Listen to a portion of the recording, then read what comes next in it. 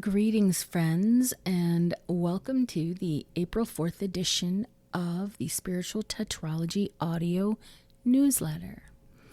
I would just want to give you a heads up that this week I am struggling with whatever that weird flu thing that's going around.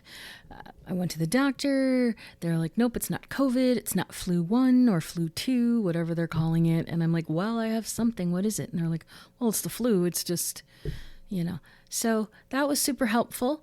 And it's really unpleasant. And I know that a lot of people are struggling with it as well, and have struggled with it. So I know that you understand if you've had it. As a result, I haven't had a ton of time to work on the newsletter. So we're just going to touch on a couple cool things and we're going to leave it at that. It's going to be a short one. Also, my friend Cassie was visiting me from Michigan for several days. And so that was nice to catch up, although it did suck because I was sick.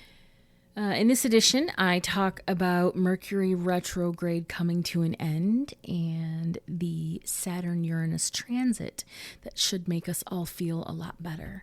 I also share part 2 of Soul Contracts in the People Who Shape Your Path series, and this one focuses on romantic soul contracts and their mirror effect. Then I talk about key areas of the Akashic Records that specifically provide insight into the limiting patterns and beliefs that keep us stuck from lifetime to lifetime. So be sure to check that out. Finally, some of you know that I make artisan sterling silver gemstone jewelry, and others of you know how much jewelry I have and never wear. But every now and then I feel ready to part with it. I'm going to be moving in a couple months, and so I've started to do that whole pre-purge. And I have so much jewelry that just sits around in my jewelry box, and it tarnishes because it's sterling silver. So I want to offer those up to loving homes. A couple of the pieces, it was really hard for me because even though I don't wear them, I still am like, well, one day I would wear them. But I mean, honestly, that one day could never come. So I'm going to offer those up. And that day is today and tomorrow. So here's how you can purchase them. You can see them and purchase them. So there's a gallery in this newsletter, in the actual written edition, or I should say digital version of the newsletter, that sort of gives you a sneak peek of what's available. But I post all of my refurbished jewelry on the Mystic Metal and Stone Facebook page. So if you don't already like and follow me there, you definitely will want to. That's where you can view various pics and learn about the stone's properties, and it will include any other details in the description. I have several statement rings, and it'll include their sizes. They're typically going to be larger sizes, 8.5, very probably maybe 1 or 2. They're mostly going to be 9 and 10 because I make rings to wear on my pointer finger and my middle finger. So that's for those of you that have a hard time finding really cool rings, that's going to be great. But for those of you with like size 7 or tiny fingers, I'm sorry, there's probably not going to be much there for you in the form of rings. But there are several really cool pendants. So pieces are as is. They do not come, pendants don't come on a chain, but I will provide a black satin cord for no charge. They do go through a thorough cleaning, resurfacing, and a repatina if necessary. 2 of the pendants do have zodiac symbols on the back. Those are my zodiac symbols. So if that doesn't bother you, then great. I can't remove them and I can't personalize a piece for you with a stone that's already been set. However, I want you to understand that it's just a big, long process. There's the possibility of taking the stone out and it breaking, so I'm not really willing to do that. But if you're like, I don't care what's on the back, people will only see the front of it, then yeah, there's a couple that you'll be like, oh my gosh, those are gorgeous. If you see a piece you love, once I get those posted, just send me a DM and I'll let you know, or I'll send you my Venmo. First come, first serve. If you want one, don't take a long time to send payment, because it is possible that it won't still be available. I'm trying to purge and get rid of these. And unless there's like a really specific reason, for the most part, if you're ready to buy it, go ahead and do it, and then we'll get it in the mail to you. Shipping is $7. So happy shopping, and be sure to DM me with any questions. All right. Thanks for being here. Let's get to the newsletter. Let's start with Mercury going direct. It will station direct on April 7th, and that ends the retrograde cycle that began on March 15th. I know it's been a rough one for many of us. There were a lot of conflicting nuances in this phase. This RX began in the sign of Aries, who is about action. So we felt like we wanted to respond and do and really take charge. But we were in retrograde, so we were like, well, we really shouldn't, right? And then on March 29th, it moved into Pisces, and Mercury is not a fan of being in Pisces, even on a good day. And it caused, postponed decisions, plans falling apart, and blurred lines. It was just, it was tough. And it also took place at the same time as Venus retrograde. So we had Mercury retrograde, hanging out with Venus retrograde, and then of course eclipse season. So it was a clusterfuck. And when I look back, I was like, wow, that was so much. But we got through it. And we're moving on to something a little more interesting. And we are currently, because it happened today, we are currently in the energy of that Saturn sextile Uranus transit. Sextiles, like I said, are an easy flow of energy supporting opportunity, and I'm so relieved to welcome this transit in. I'm sure we all are. And plus, it's going to hang around through July 7th, and then it's going to do a little RX dance for a few months to reemerge back in November, and then it'll stick around through April 2026. So the better part of a year, we're going to be in this really easy flow of energy supporting opportunity. Okay, so being aware of it and the energy that brings can help you know what is being asked of you. You're being asked a couple things, and I'm going to get into it. That's why I love astrology. It gives us the knowledge. We don't have to muddle through, and you don't have to know a ton about astrology. You just have to know how to look things up, or you have to have, an astrologer that you follow that brings up all these cool transits like I do. Actually, I have a couple. All right, so Saturn sextile Uranus, it blends stability and structure with innovation and offers us the discipline, the perseverance, and the inspiration that we need to finally make those changes that we've been dreaming about, changes that often lead to like legitimate achievement and well-earned recognition. And I know I've been saying it for a couple years now.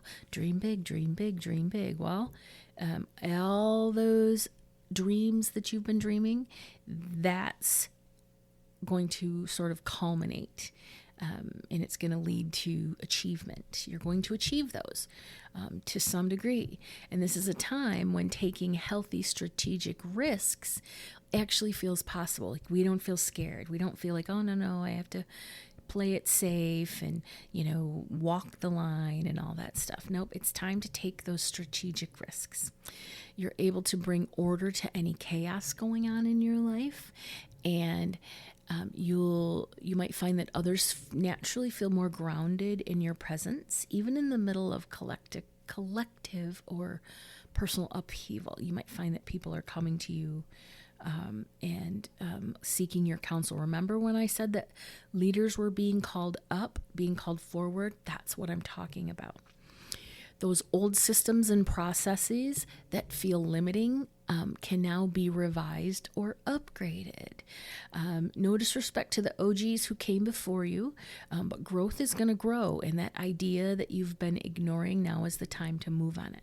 So this is about evolution, not rebellion. This specific transit, it's an ideal time to refine a skill, commit to a new path, or deepen your study of something.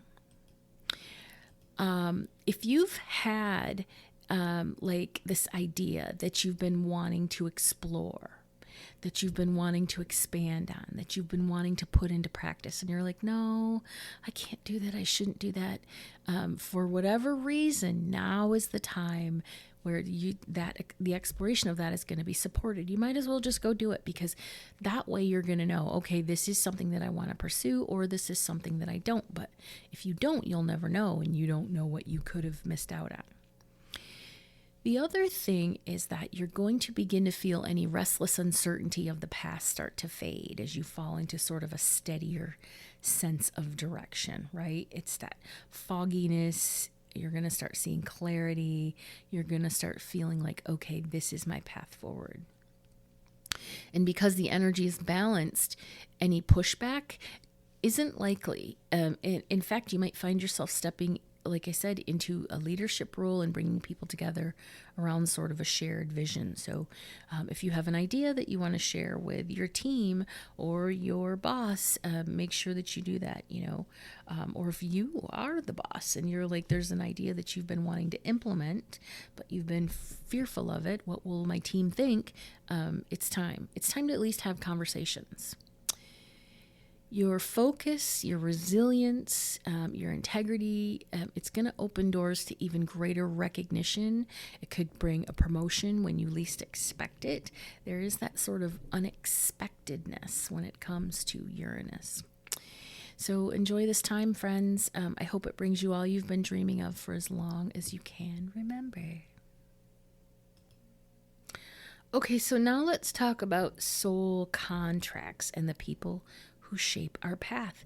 This issue, we're looking at part 2, romantic soul contracts and how they act as a mirror. Honestly, few relationships have the power to shape, challenge, and awaken you like romantic soul contracts.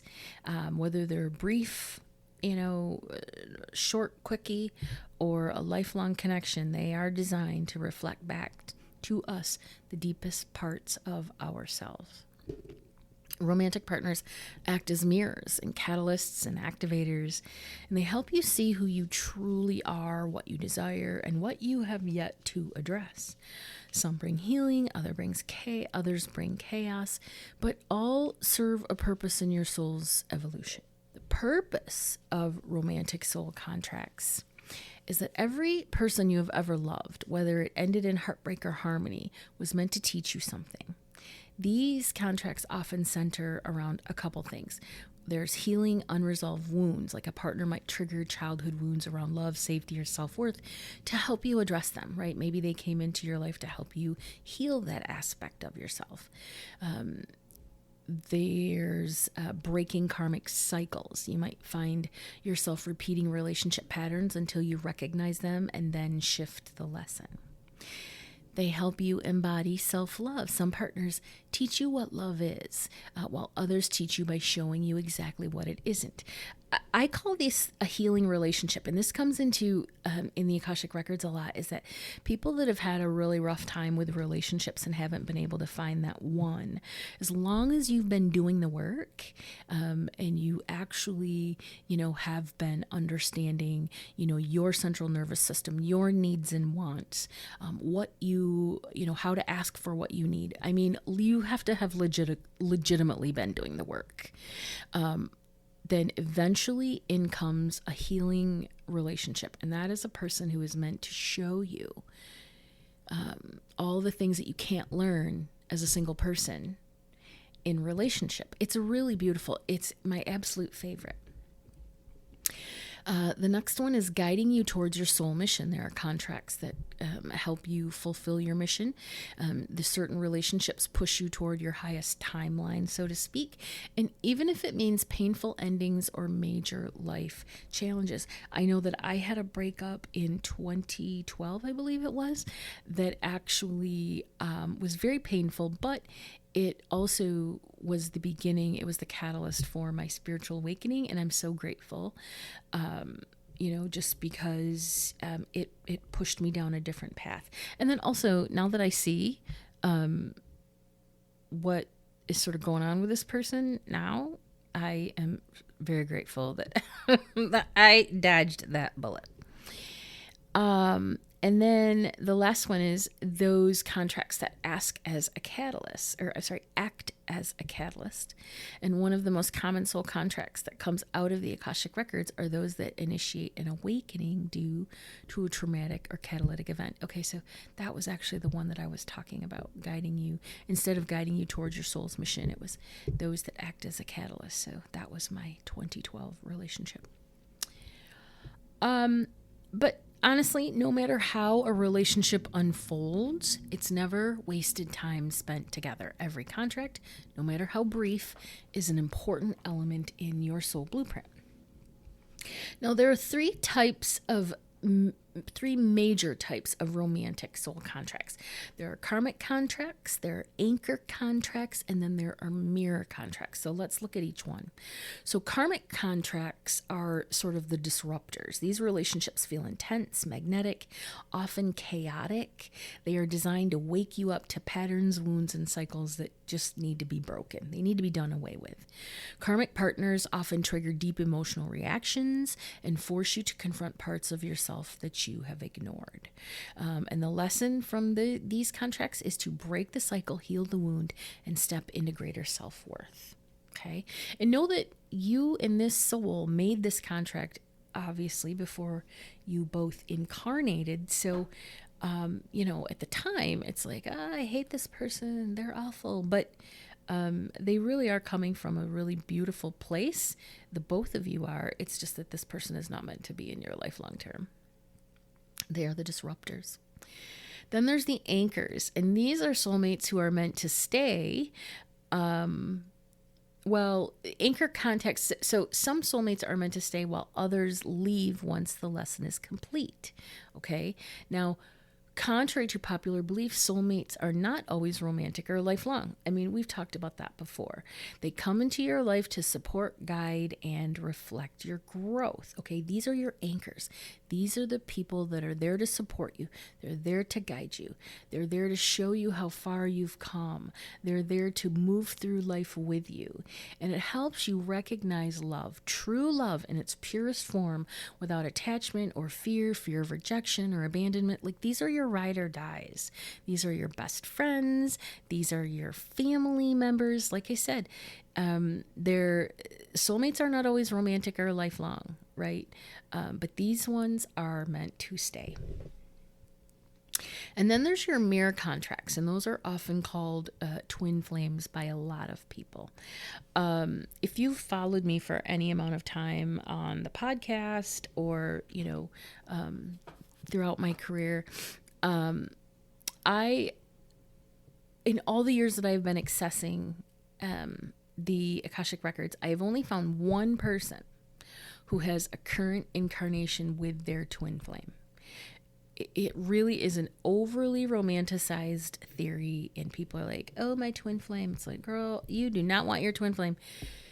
I would not wish a twin flame on anyone because it's a very tumultuous relationship. And it's not always romantic.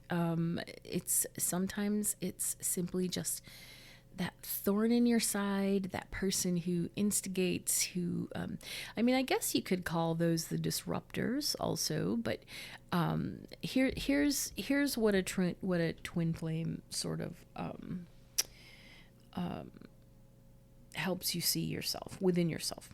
Okay, it's a very intense, complex type of a contract. These mirrors reflect your deepest wounds and your highest potential. Now, most of them are romantic, okay? And this is often what causes extreme highs and extreme lows. These connections can lead to union or separation depending on the readiness of both souls. And the lesson is to integrate wholeness within yourself instead of seeking completion in another. So that's really the key with twin flames. Two people that are super toxic and emotionally dependent, codependent, just have a lot going on. People that I have seen throughout my life that claim to have their twin flame, they just have a lot going on. That's not their twin flame. That's just a really toxic relationship. But if two people are equally evolved, then they can come together, and it's with union, and it can be a really beautiful thing. Now, what is the concept of the twin flame? They are two souls that share the same higher self, is how I explain it. And that's how it was explained to me, and that's how I understand it. So, for instance, your higher self says, okay, so I'm going to pick a body, and I'm going to pick, this body as a female, and you're going to live here and do this, and you're going to get all these experiences.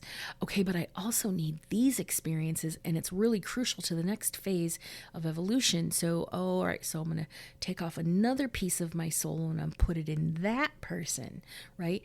So if those two people are on the same trajectory of spiritual awakening and consciousness evolution, that's the key with twin flames. They both have to be consciously evolved, not fake conscious, spiritual bypassing, woo-woo nonsense conscious. I'm talking about true consciousness. If they're both evolved and they meet, that's union, and that's amazing. But if they're not, it's a lot, and it's chaotic and toxic and all that good stuff. So anyway, that's my take on a twin flame. Let's talk about when romantic contracts expire, okay? Because not all relationships are meant to last forever. Some complete their purpose within weeks, months or years, but even weeks, right? So if a relationship begins or starts to feel like heavy, stagnant, misaligned, it may be a sign the contract has been fulfilled. People stick around for so long, and their biggest question is, if I end this relationship, am I going to miss out on something? That's not possible, because more than likely you're already missing out on something by not ending the relationship. If this is, like I said, heavy, stagnant, misaligned, lots of arguing and tears and heaviness, and it's just a lot of exhausting work, it's time to go. It's time to end that. So let me give you some signs that a contract has already ended, and that it needs to be, the cords need to be pulled out. So if you have repeating conflicts with no resolution, like the same damn argument over and over, same conflict over and over that never gets resolved, it's time that soul contract is ended.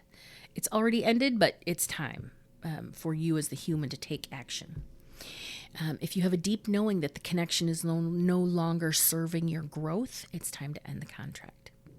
If you feel energetically or emotionally drained rather than expansive, it's time to end the contract.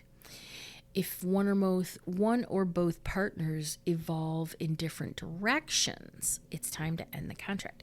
I get this question a lot in the Akashic Records, and I call it divergence and convergence. So if there are two souls that are traveling along the same path, but you start to diverge, then that means that you're not on the same pathway. You're not aligned anymore. So it's time to make a decision. That doesn't mean that at some point you won't reconverge, but it does mean at this time, one's going left and the other one's going right, and you're supposed to be going forward. So the only way to align with your forward path is to, sort of cut that cord, or like I said, rip out that cord.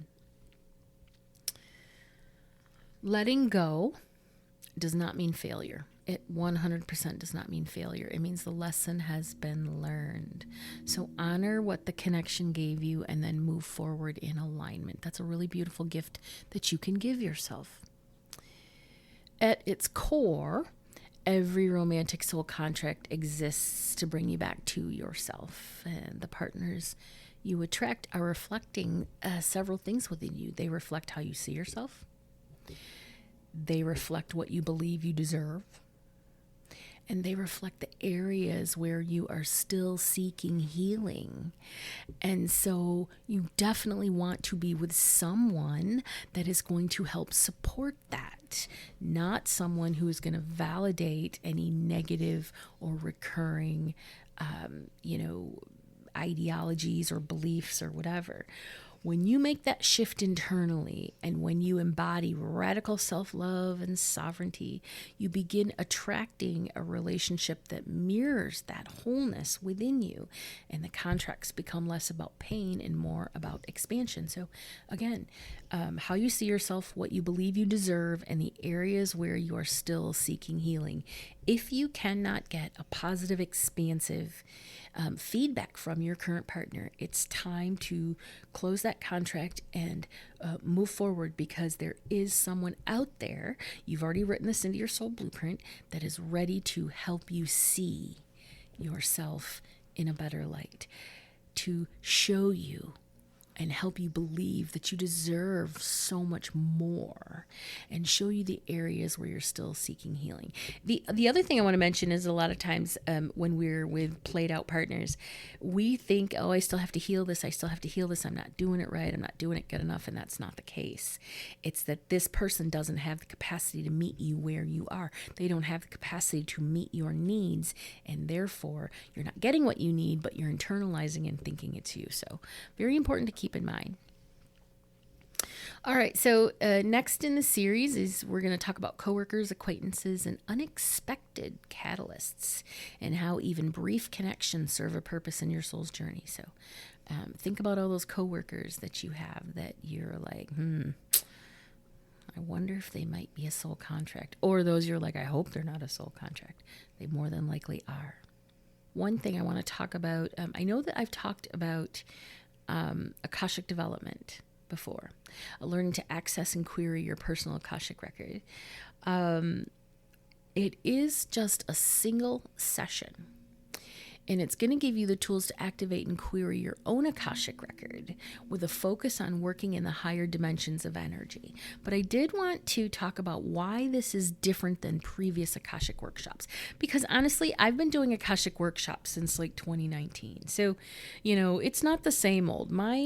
As my abilities and my knowledge in the Akashic records grows, I always turn around and share that with you guys. So if you work in the Akashic records and you're ready for a next level, this might be something that you'd be interested in. It is because this session is one-on-one, I'm able to guide you through activation of your 8th through 12th chakras, using 12D energy for next level expansion. So let's talk a little bit more about Akashic Insight, because there is some really, really cool stuff in it. So there are a few key areas in the Akashic records that specifically provide insight into around the limiting belief patterns and beliefs that keep us stuck from lifetime to lifetime, right? So, and these are often rooted in past life experiences, soul contracts, karmic imprints, and ancestral influences that really strongly impact how we move through our current life. So the first thing are past life karmic loops, unresolved trauma, and fear-based programming, which are phobias, deep fears. They're emotional responses that often stem from traumatic past life experiences that remain unprocessed. If you have a fear of water, a fear of flying, any of those, I can typically find it within a past life. Repeated relationship dynamics, patterns of betrayal, abandonment, unworthiness, power struggles are often past life, often indicate past life wounds that have carried over. Cycles of lack or scarcity. This is a big one. If someone has struggled with financial instability across lifetimes, they may have unprocessed vows of poverty, servitude, or guilt around wealth and abundance. This is one that comes up quite a bit. And because my readings, my tetralogy readings, are focused on connecting the dots, we often don't get to go into those. And people really I'm not a therapist, and I don't have a lot of therapy type services. Mine are more information based. But this is the one where we would work together to look at all of your past life sort of challenges and agreements, and go in and see, well, what is the root here? What is the root here? What is the root here? All right, next we have soul contracts and agreements. We just talked about those, but agreements to play small. Those are really prevalent in the Akashic Records because people agree to suppress their power in a past life due to persecution, societal conditioning, guilt, that sort of thing. Lots of people come through with the Salem witch trial wound, and it has nothing to do with Salem witch trial. It has everything to do with suppressing your guilt, suppressing your power because women were persecuted for, being witches in a past life. And how that manifests in this lifetime is self-sabotage, imposter syndrome, fear of success. It's a big, deep one that needs to be addressed. Healing and service contracts. Many healers, empaths, and light workers have contracts of service that might lead to, overgiving, struggling with boundaries, being a martyr, codependence, all that stuff. So we will look at those. We'll look at those healing and service contracts. Unconscious loyalty to ancestral patterns. This one's interesting. Some limitations are not just past life imprints, but they're carried from our lineage, our ancestors, repeating generational cycles of trauma, suppression, or suffering. My grandma just the other day told me that I was the only one that could heal a certain ancestral wound within our family, and I was pissed. I was like, no, I don't want that responsibility. Of course, she's like, well, you're the only one, so get with it, chick. I love my grandma. She's passed, but she was like, well, this is your soul contract. Get with it. Let's see. Guilt and shame from past life actions. That's if a soul has harmed others or misused power in a previous incarnation, they might carry that. You'll also want to look at your karmic debt too. If you have a karmic debt 1, then that's reserved for very old souls who've epically abused their power. And so we'll look at that too. So we'll connect the dots between your Akashic Records and your your numerology.